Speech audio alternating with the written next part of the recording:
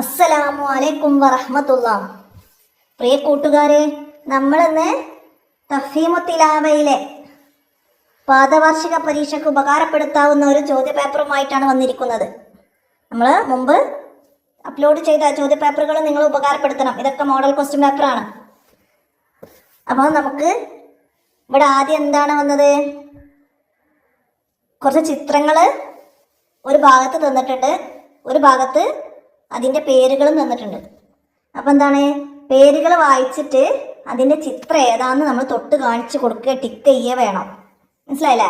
അപ്പോൾ ഇവിടെ ഫസ്റ്റത്തെ ബോക്സ്, ഒന്നാമത്തെ ബോക്സ് തന്നെ വന്നത് എന്താണെന്ന് നമ്മൾ വായിച്ചാലോ? നമ്മൾ പഠിച്ച ചിത്രങ്ങളും പേരുകളും ഓർമ്മ വേണം, അപ്പോഴാണ് നമുക്കിത് വായിക്കാൻ കഴിയുക കേട്ടോ.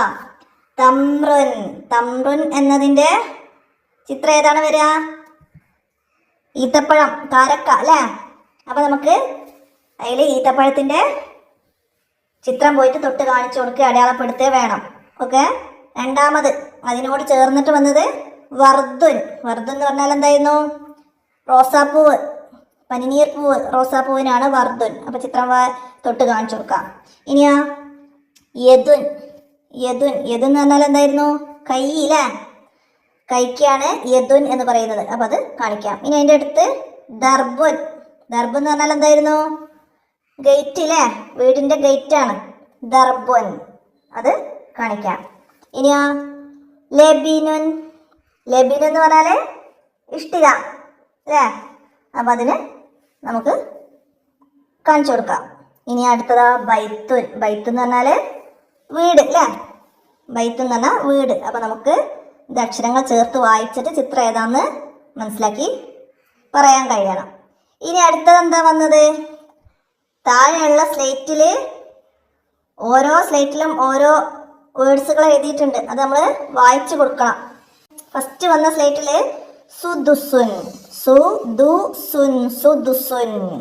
രണ്ടാമത്തതാ കൈലുൻ, കൈലുൻ, ക യ സുക്കൂന് വന്ന ഈ, കൈലുൻ.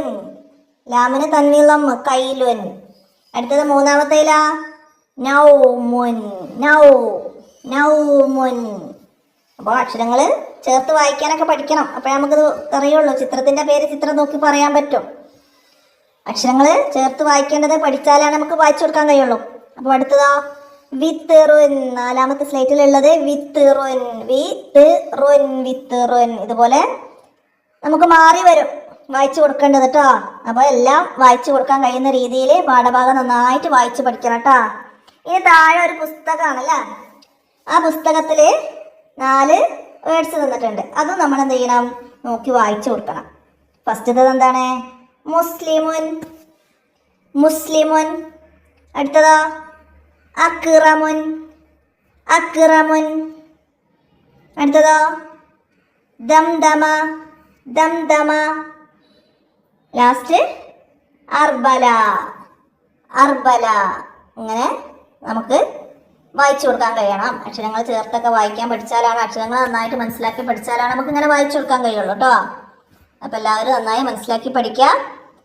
ഉപകാരപ്പെടുത്ത ചോദ്യപേപ്പറുകളൊക്കെ നമുക്ക് അടുത്ത ചോദ്യപേപ്പറുമായി അടുത്ത വീഡിയോയിൽ കാണാം. അസ്സലാമു അലൈക്കും വറഹ്മത്തുള്ളാഹി.